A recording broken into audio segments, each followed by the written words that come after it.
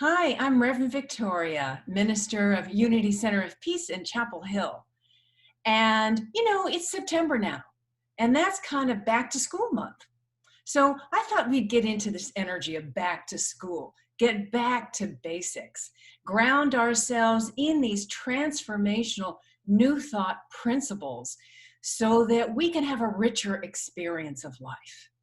We all want the fruits that these transformational ideas bring: health and well being, the experience of inner peace, more abundance, more love in our lives.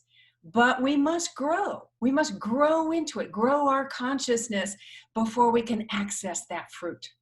So that's what we're going to be talking all about this Sunday at 11 o'clock on our live streaming page on Facebook.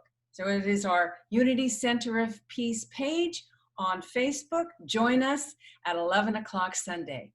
See you there.